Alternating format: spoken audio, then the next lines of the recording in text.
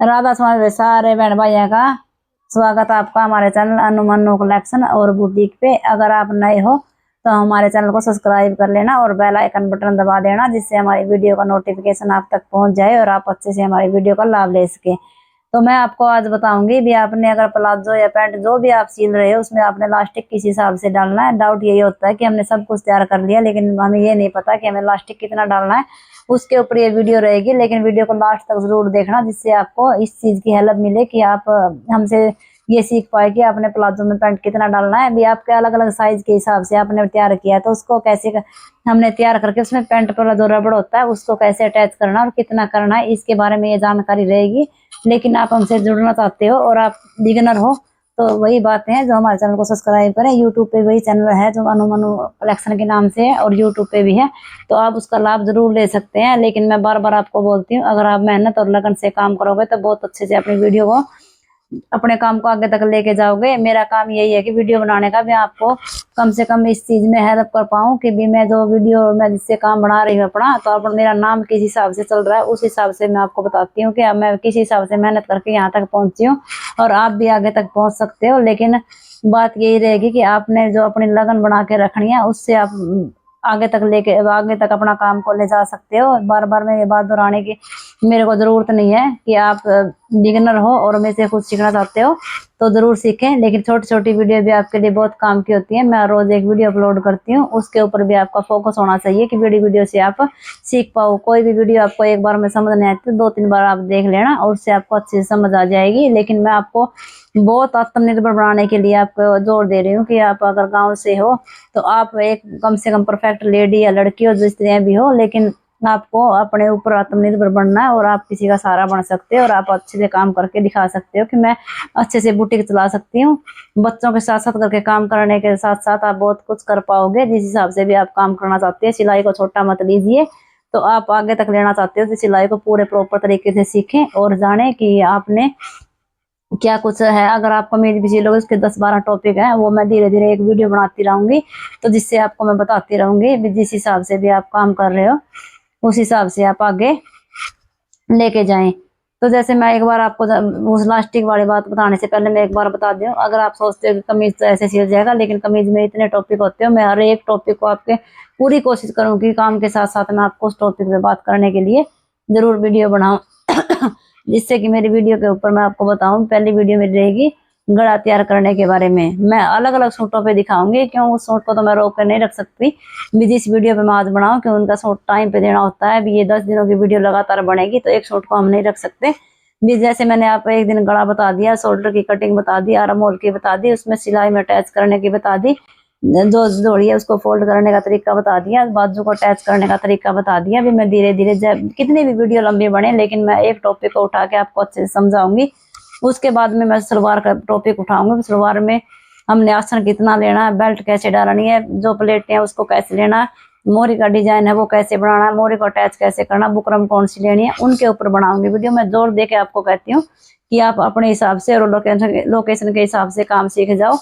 और मैं कोई भी फिल्टर लगा के कोई बातें नहीं करती, जो मैंने खुद सीखा है और मैंने सिखाया है उन्हीं के इस बारे में मैं बात करती हूँ। ना मैं किसी को देख के बातें करती हूँ, ना मैं किसी की वीडियो को उठा के बातें करती हूँ। जो मेरे साथ बना है मैंने खुद सीखा है और उसी को आपको सिखाऊंगी मैं, और आप मेरे साथ धीरे धीरे सीख जाओ। इसके लिए मैं आपका भी बहुत बहुत आभारी हूँ कि आप मेरे से जुड़ रहे हो और आप मेरी वीडियो को इतना लाइक और सपोर्ट कर रहे हो। इसके लिए भी मैं तहे दिल से शुक्रिया करना चाहूंगी। लेकिन मैं आगे वीडियो को ज्यादा लंबी ना लेते हुए मैं आपको बताना चाहती हूँ कि मैंने लास्टिक कितना डालना है और इसके बारे में आपको बता देती हूँ। लेकिन आपको मैं एक पेपर के ऊपर समझाऊंगी भी कितना आपने मार्जिन लेना है, कितना आपने उसमें ऐड करना है, कितनी फिटिंग रहेगी, कितना कुछ है, तो उस हिसाब से मैं बताऊंगी। अपने प्लाजो या पैंट जो भी आप कर बना रहे हो, लूज प्लाजो या पैंट है, किसी साइज में कितना हमने लास्टिक देना है। देखो हमने ना 36 की उनकी हिप है, हिप में क्या करना है, हमने कितना लूजिंग देना है उसमें जिससे हमें कम करना हो। 4.5 के हिसाब से आपको इसमें जैसे 4 कर दिया तो 32 हो गया, 5 करोगे तो 31 हो गया। इसमें हमने 31 इंच का लास्टिक लेना है, ठीक है। इससे ऊपर की है 40 में भी 4.5 का ही रहेगा, ठीक है। तो इसमें जैसे हमने कम करना है तो इसमें 35 रहेगा, 35 इंच का लास्टिक डलेगा। जो इससे ऊपर की होगी, इसके ऊपर की होगी, हमने जैसे 42-44 जो भी है वो ले ली, तो इसमें हमने कितनी लूजिंग देनी है, इसमें हमने देनी है 7 इंच की लूजिंग।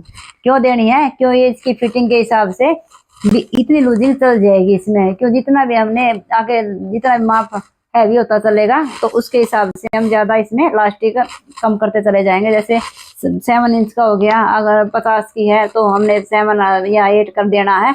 तो इस तरह से जैसे भी ये वीडियो दोबारा बना, जैसे हमारी हिप है 36, तो इसमें हमने कितना कम करके इलास्टिक लेना है तो ये मैं बता देती हूँ आपको, 4 कम कर देना या 5 कम कर देना, ठीक है। अगर हम 5 करेंगे तो 31 इंच का इलास्टिक डलेगा। ये आपका रहेगा मेन पॉइंट, ये आपको ध्यान में रखना। मैं आपको अच्छे से समझाती हूँ, एक एक पॉइंट में मेरी बात रहेगी, लेकिन आप जब तक नहीं समझते तब तक मैं आपको इस बात तक समझाती रहूंगी और आपके पास एक वीडियो में लाती रहूंगी, जिससे आपके लिए आपके इस चीज की हेल्प मिलेगी, आपको ये पता चले। जैसे हो गई 40 इंच की, ठीक है, तो 40 इंच में 6 इंच का लूजिंग दे दो, इसमें 34 इंच का इलास्टिक डलेगा। 42 हो गई या 44 हो गई, इसमें 7 इंच कम कर दो, ठीक है। 7 इंच कम होने के बाद अगर 44 का नाप लेते हैं तो ये रह गया 37 इंच।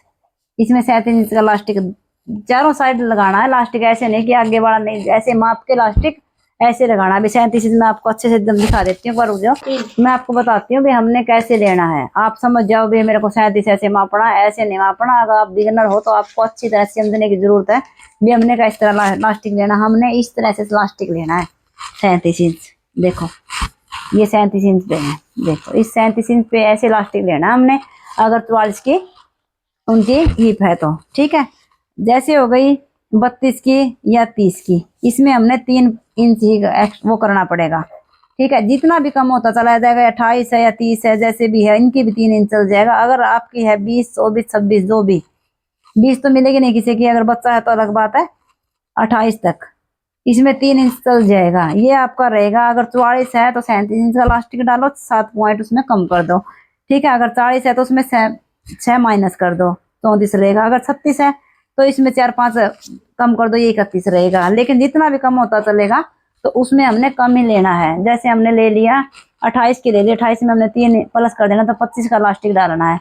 ये रहेगा आपको भी मैन, जो हमने इलास्टिक जितनी भी कम होगी तो उसमें हमने कम ही मार्जिन देना। जैसे हमने 3 इंच कम कर दिया, तो इस तरह से इलास्टिक डालना आपको, ऐसे नहीं। एक बात और मैं बता दूं, आप टाइट या लूज एक बार जिसका आप सूट बना रहे हो या पैंट जो भी बना रहे हो, तो एक बार उनसे जरूर पूछ लेना कि आपको लूज लेना या टाइट लेना है।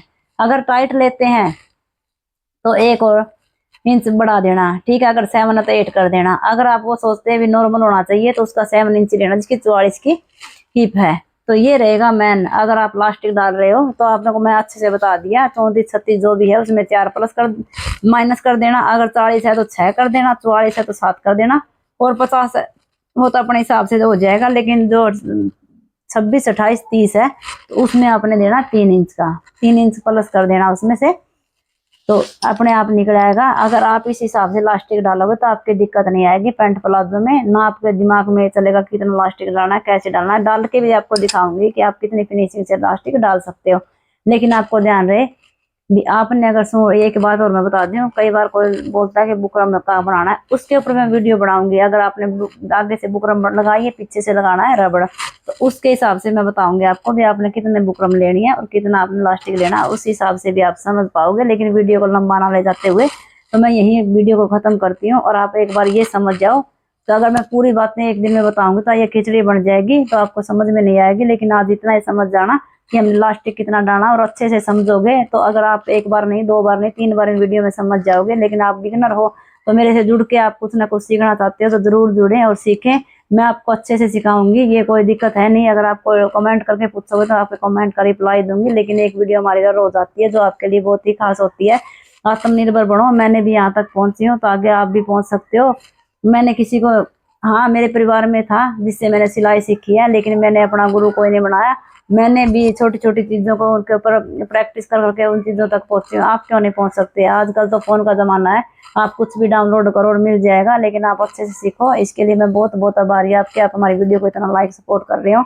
लेकिन आगे भी हमसे जुड़े रहें और सीखें नई नई वीडियो और देखें। हमें जुड़ने के लिए आपका बहुत बहुत धन्यवाद। राधा स्वामी, थैंक यू।